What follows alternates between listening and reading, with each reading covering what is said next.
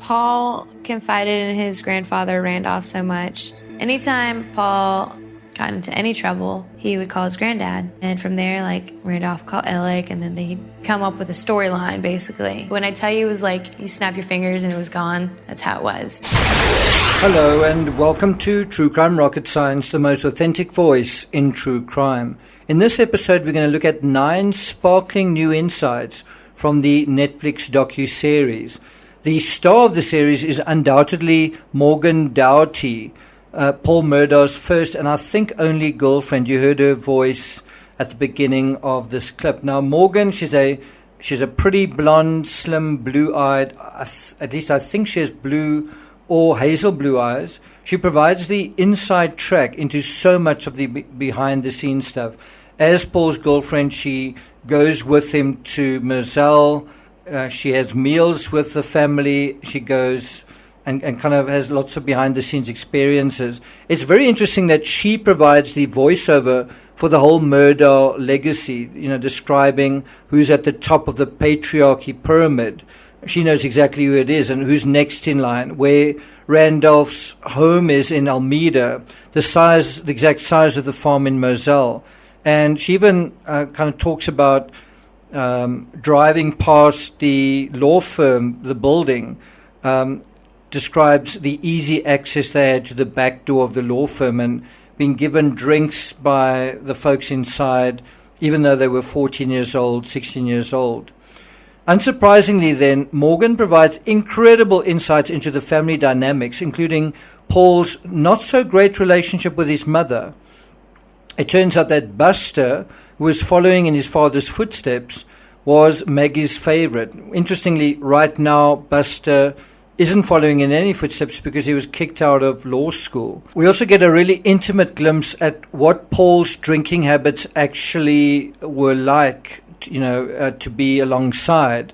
And then also how his grandfather tended to cover up accidents or mishaps, and there were many. His grandfather, not so much his father, right? That's interesting in itself. And then we also get a clearer impression of how exactly the downward spiral was fueled by excess, privilege, and exceptionalism, how that actually played out in practice. What is a big surprise in the docuseries is that the narrators are mostly young kids, Paul's pals, and yet what an intimate portrait they're nevertheless able to paint of Paul's father, and the possible motives and potential meaning surrounding other mysterious deaths, at least 5 in the 6 years.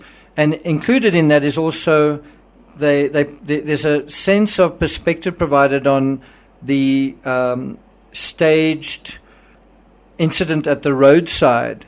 It's quite interesting how that is also sketched in this docu-series. So we're going to now go through 9 sparkling insights from the Netflix series. But before we get to that, if you haven't subscribed to the channel, please do. Bear in mind, I'm going to be covering the Van Gogh letters, episode 37, in an hour or two on the Team Peachtree channel. So if you're interested in that, if you're just curious, head over there after watching this video. I'll put a link in the description as well. If you're enjoying this episode, please like, share, leave a comment. You can also hit the thanks button, and let's get started. So the first insight is Paul took the boat to avoid being breathalyzed. And it's quite interesting that is the assessment of the Mallory's family attorney, the Beach family attorney. That is his assessment. And he gives an incredible assessment of everything. I think it's in episode 3. He takes you through the biomechanics of the incident itself, some animation as well, really, really well done. Now, I've got to say, although I was initially irritated that the docuseries seemed to spend so much time dealing with the Mallory Beach incident, that does provide so much allegory into the nuts and bolts of the Murdaughs. I came out of the series feeling it deserved full marks, 10 out of 10. Such a great balance between the mainstream media coverage, social media, the facts of the case, and interviewing people that were at the heart of this case. Really, really well done. One of the first insights that emerges is that Paul was kind of a sneaky kid, and I must say Paul and his mother Maggie don't really come out of this like particularly nice or likable people. It looks like he took the boat on Saturday the 23rd going into Sunday the 24th of February. And he did that to avoid being breathalyzed on the road, certainly on the way back.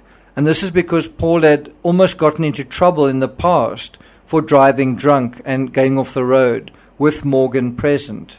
And as I understand it, this strategy to avoid being caught in the road or going off the road is because Paul had gotten into trouble in the past for driving drunk and going off the road with Morgan present. In other words, it was Paul's intention to get shit-faced drunk and to drive home anyway, except by boat rather than by car. Now, as intelligent as the Murdaughs may be, or may thought that they were, driving a car drunk and driving a boat drunk is still driving drunk. It's still drunk driving. And a car wreck and a boat wreck is still a wreck at the end of the day. I do think it's interesting, the psychology of I will go somewhere, I will get drunk, and I will drive back despite what anyone says. At about 2:20 on Sunday morning, the river, the accident actually happened, and you can see the river area is a labyrinth between the Arches Creek Bridge and Beaufort, especially at night, and especially being drunk at night. That then brings us to number 2, pride comes before the fall. I think this is really an incredible insight, even though it seems kind of obvious. Paul's childhood pal, Anthony Cook, he was one of 6 individuals that's from 3 couples on the boat that night. He says he believes Paul was too proud to acknowledge weakness. On the night of the incident, it was cold and late and a long way to go to get home, especially leaving at past 2 o'clock in the morning. And many actually suggested they spend the night in the area or get a lift back. And Morgan actually said the Murdaughs weren't the sort of people who were told no very often. And I think that's something you can also extend to Alex and Buster and everybody else. But consider what we're talking about. Paul is drunk out of his skull. Those around him know it. In fact, of the 3 couples, 2 were kind of getting along. Paul and Morgan weren't really. You can even see everyone else is holding hands, and Morgan and Paul aren't really. They're not really getting along very well, and she actually said that she felt guilted into going, right? And anyway, so he's drunk out of his skull. Those around him know it. And then Miley, a friend of Mallory's and Morgan's, didn't actually like Paul because of his tendency to get drunk and because of the way he treated Morgan. And in fact, on the night of the incident, he actually slapped Morgan just prior to the boat crash, and that wasn't the first time either. And so Paul does what he wants anyway, because even surrounded by 5 people, he's used to getting his way. They are used to letting him have his way, and they're also aware he has a serious temper and becomes someone else even when slightly drunk. And that then leads into the 3rd insight. Paul becomes Timmy. That's the words from the Docu-Series. So what is sketched very well, very clearly, is just how Paul transforms when intoxicated. It's one thing to just say that. It's another thing, I think, to experience that, to see it in action. His friend Anthony Cook, Mallory's boyfriend and virtually her fiancée, described a look that Paul tended to get when drunk. It was a dark, almost murderous look, a look that seemed to be looking through you and into your soul. But he said it was really just Paul trying extremely hard to concentrate on what you were saying. It does make you wonder, if Paul could become Timmy, what could Alex become? If Paul could become like so, he could change so much into a different personality, what or who did Alex become when that happened to him? Did that happen to him? Number 4, what was feeding this need to escape into the bosom of alcohol? Although there's clearly a poor little rich boy aspect going on here, it seems Paul did have a reason to feel unhappy. He did have a reason to drown his sorrows, even as such a young person. And I think it had a lot to do with his mother doting on his older brother, Buster. Buster was the apple of Maggie's eye, and much like Patsy and John Bonet, Paul, like Burke Ramsey, was sort of passed over in terms of favoritism, certainly from the mother's side. If Buster was following in the footsteps of the Murdaughs, studying law with or without the plagiarism, Paul was emerging as the odd one out, the black sheep of the family. It makes one wonder if Maggie favored Buster over Paul, didn't Alex as well? And what comes across in this docu-series as well is that whenever Paul gets into trouble, the first person he calls is his grandfather, not his father. Doesn't that say something? Number 5, Paul was close with the housekeeper, Gloria Satterfield. So as a direct result of his mother's rejection of her youngest son, it appears the housekeeper essentially raised Paul. And so when the housekeeper stumbled upon Alex's stash of pills, who do you think she confided in? And how does a drug addict respond when they're told no? How does a drug addict respond when they're confronted? How did Alex feel when he found out their housekeeper and his son were onto him? And that then brings us to number 6. Are other MURDAUGHs involved? Now, the way Morgan describes the almost default setting, whenever Paul got into trouble, instead of calling 911, he'd call his grandfather, not his father, his grandfather, and then his grandfather would call Alex, and occasionally their siblings. Alex's siblings would also be part of the response. Now, it's also really interesting that on the night of the boat incident, Paul's number 1 priority was trying to call his grandfather. Of all the things he could have been thinking and doing, he wanted to call his grandfather. It does make one wonder if the only criminal and the only one participating in MURDAUGHs covering for MURDAUGHs was Paul's grandfather and his father. It's also very interesting that you have the grandfather covering and then Alex MURDAUGH basically following in his father's footsteps. And that then brings us to number 7, MURDAUGH cover-up method revealed. So if there's a cover-up, how was that cover-up really, how did it play out in practice? Practically, what did it look like? The boat incident that cost Mallory Beach her life is very useful as a potential analogy to how Alex and perhaps others did their business, did their, let's call it dirty work, when one of their own was on the line. Unsurprisingly, it feels like as lawyers and the law in that part of the South, law enforcement felt beholden to them. So if it's the job of the cops to basically, arrest you or take you in, but you are in charge of the cops, you can see how you're not going to have accountability. And so you had that situation with the cops supposedly doing their jobs, but in a little bit of a twisted way in the during the boat incident. And that's not just hearsay. You can actually see it in terms of the phone calls. Immediately after the incident, there are a series of phone calls, dozens of calls between the MURDAUGHs and law enforcement, including an officer who is the best friend of Alex's younger brother. And all of that was keeping them appraised of the events, while not a single call, not one, was made to Mallory's parents. And you actually get the sense that they didn't, even on the night of the incident, they were so much in the dark about what was going on, they didn't really even know where to go. They knew something had happened, weren't quite sure what, and weren't even sure where to go. Miley says, with about 4 minutes remaining in the first episode, that in the immediate aftermath to the boat incident, Paul's only concern was calling his grandfather. And when he did call, and I think you've got to wonder, where did this trait come from?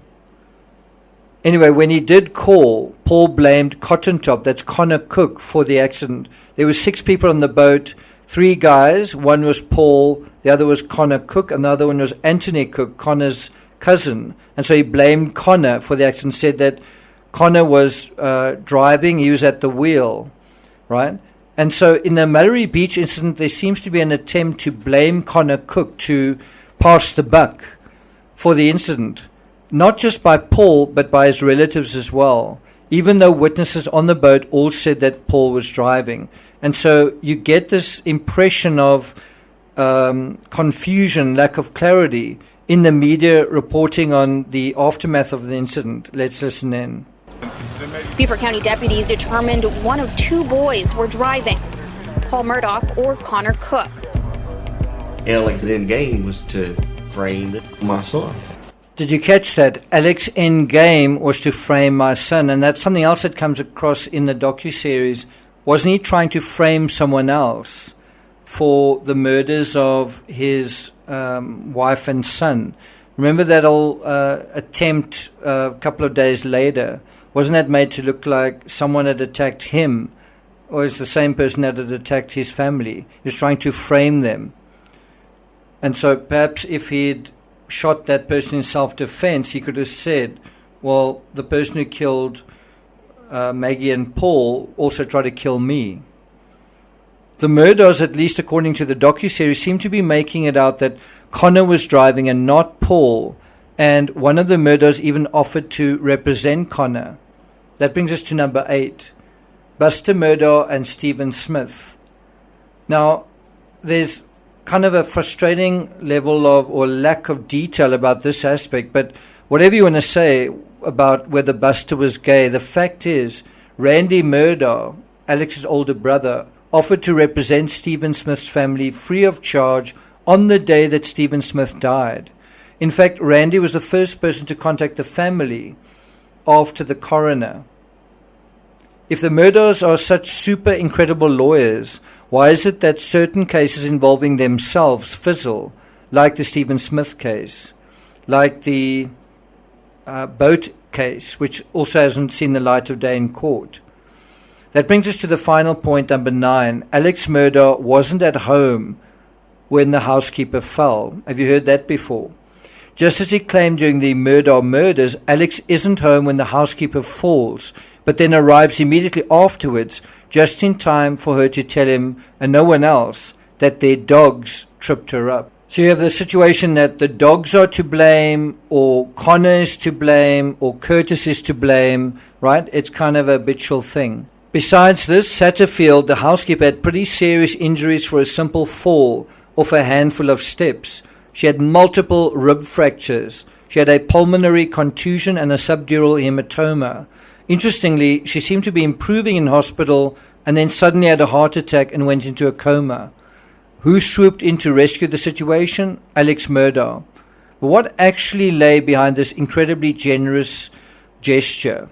Was it really swooping into the rescue, or was it actually Murdaughs trying to rescue Murdaughs? So the impression I came away with after watching the docuseries is firstly that the Murdaughs don't like to be told no. You might think, so what? But think about it at an extreme level of doing a lot of things that you're supposed to not be doing, and you keep doing it despite the fact that you shouldn't be doing it. And then also, secondly, a lot of what seems to be happening is it seems to be to make sure to keep the show on the road. In other words, there's almost a panic that if something comes to light, then the show is no longer going to be on the road. And that seems to be kind of the intention. I've mentioned in the past that greed could be a potential motive, but there's also another kind of greed, which we see in insight number 1, where you want to drink excessively and drive. It's this notion of wanting to have your cake and eat it. Do things, get in trouble, and expect to be allowed to get away with it. It's that kind of greed. You could say it's entitlement, but I think it's also based on someone who is used to getting whatever they want and used to a level of gratuitously getting a lot of what they want. So as a result of never having to face consequences, the underlying behavior becomes more and more reckless, more and more dangerous, more and more gratuitous, right? And eventually reality does catch up with you. Even if you're a god reigning with a family of fellow gods over some southern enclave, reality does catch up with you. Thank you for listening, and I'll see you guys next time.